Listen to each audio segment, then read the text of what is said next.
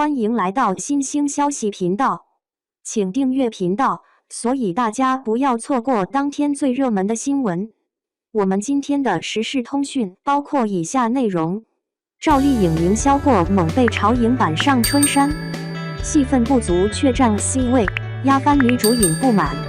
近来上映的春节和情人节档电影可谓是神仙打架，其中话题度最高的非贾玲热辣滚烫莫属，其次沈腾的《飞驰人生2》也热血和搞笑吸引观众眼球。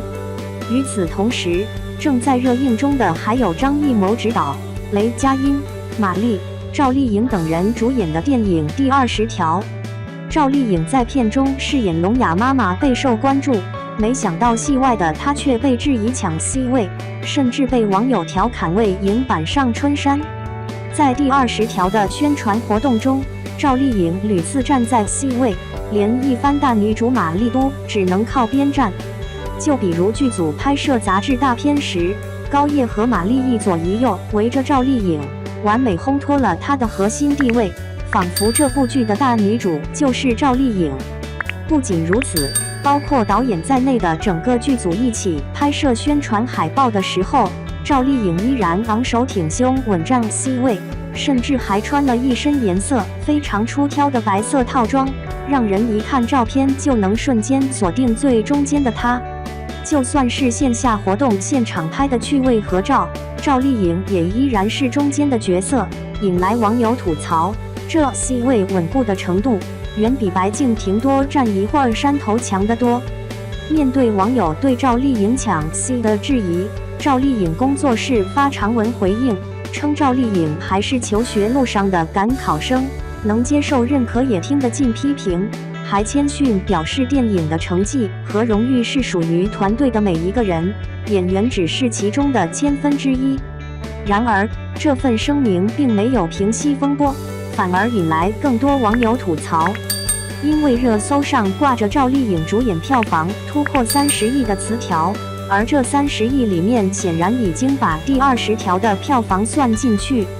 尴尬的是，赵丽颖在片中的戏份加起来才5分钟左右，连4番高叶的戏份都比赵丽颖多，无论如何都称不上是赵丽颖主演的电影，因此才遭到众多网友的冷嘲热讽。另外，也有网友不满赵丽颖大肆营销她所饰演的聋哑妈妈在片中的苦情戏，并认为这段苦情片段劝退了大部分春节档观众，导致电影连续3天票房倒挂。值得一提的是，电影方也发现了这个问题，赶紧调整宣发角度，开始强调马丽才是电影真正的女主角，这才让观众了解到该电影除了赵丽颖的苦情片段，其实还有不少喜剧成分。而在马丽的国民度和票房号召力下，第20条在后续实现票房逆袭，甚至超过了沈腾的《飞驰人生2》。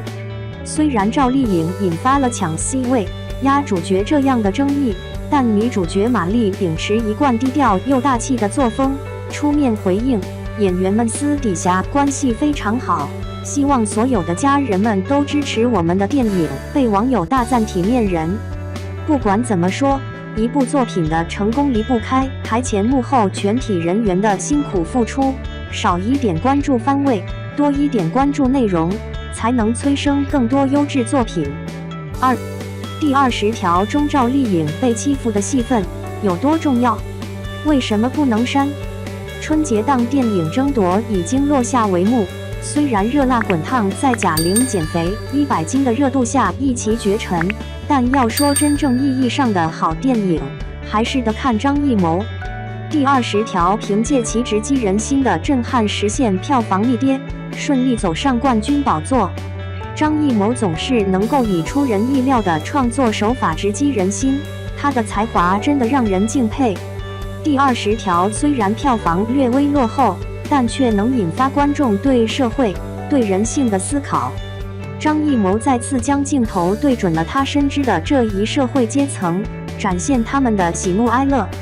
这位导演总是让人捉摸不透，他的上一部作品《满江红》看似悬疑探案，实则是一部轻松幽默的喜剧。而这次的第20条同样让人始料未及，表面看似喜剧，实则蕴含了深刻的社会现实主义。雷佳音和马丽分别饰演的韩明和李茂娟贯穿整部电影，他们的幽默台词让人捧腹大笑，却在不经意间消解了题材本身的沉重性。电影的前半部分让人笑得前仰后合，而后半部分则让人陷入深思。张艺谋用2个出人意料的情节，给观众带来了强烈的震撼。在电影中，杨浩宇饰演的公交车司机张贵生因见义勇为而身陷囹圄，他的遭遇让人感叹社会的不公。而出狱后，他仍坚持为家人争取权益，展现了人性的坚韧。韩明则在这个过程中扮演了关键角色，他一方面帮助张贵生解决问题，另一方面也为了自己的仕途而利用他。最终，张贵生的悲惨结局让人扼腕叹息，也让人反思社会的冷漠和无情。赵丽颖饰演的郝秀萍则是另一个让人心疼的角色。她天生残疾，女儿也面临同样的命运。为了筹集治疗费用，她的丈夫不得不借高利贷，结果却陷入了无尽的噩梦。郝秀萍在绝望中挣扎求生，她的遭遇让人同情，也让人对社会的不公感到愤怒。最终，她选择以死抗争，用自己的生命为家人争取尊严和权益。电影第20条自上映以来，便在观众中引起了广泛的讨论。其中一个备受争议的话题，便是赵丽颖所饰演的郝秀萍遭遇的强暴戏。对于这场戏的存在，观众的看法不一，有人认为它过于残酷，不适合在电影中展现，而有人则认为这场戏是影片情感与剧情的高潮，对于表达主题、打动观众都起到了关键的作用。在我看来，赵丽颖所经历的这场强暴戏，不仅是影片情感的高潮，更是影片主题的深刻体现。它不仅仅是为了博取观众的眼球，更是为了让观众更加深入地了解底层人民的苦难与绝望。首先，这场强暴戏为影片的情感表达增添了浓重的色彩。当王永强被狗一样拴着，眼睁睁地看着自己的妻子郝秀萍被羞辱，衣衫不整，满脸泪痕地哭诉着不想活的时候，观众的情感被深深地触动了。这种情感的冲击，使得观众更加同情这一家人的遭遇，也为王永强后续的故意杀人行为提供了情感上的铺垫。其次，这场强暴戏的存在，让影片的主题更加鲜明。在影片中，王永强的行为始终围绕着正当防卫这一法律条文展开。他之所以选择杀人，是因为他认为自己的行为属于正当防卫。而这场强暴戏，则是为了让观众更加深入地了解他为何会有这样的认知。当看到郝秀萍遭受强暴时，观众才会更加明白，为什么王永强会选择走上这条不归路。此外，这场强暴戏还引发了观众对于社会的深刻反思。在现实生活中，强暴行为时有发生，而受害者往往因为种种原因而不敢报案或寻求帮助。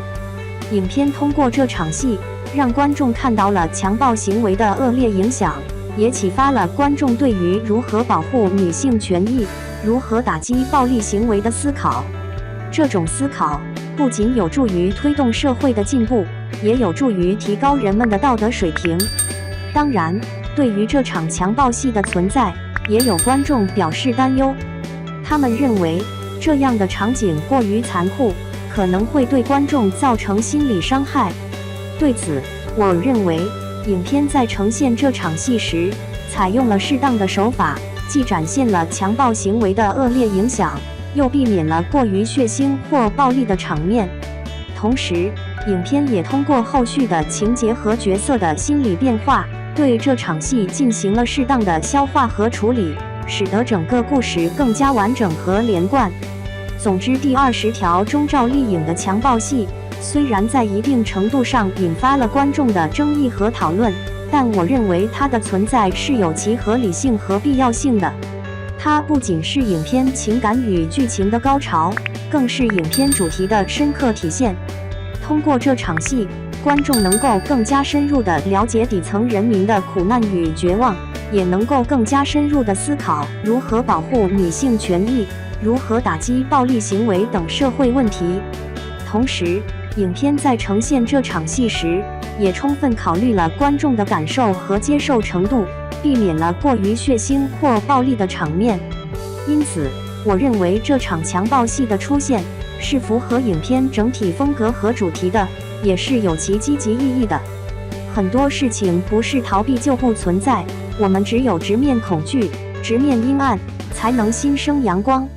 电影也应该承担自己的社会责任。电影除了可以给观众带来快乐，其实它也是一个教育的媒介，让法律通过电影的手段被观众熟悉，这样的效果要比上法律课更高效。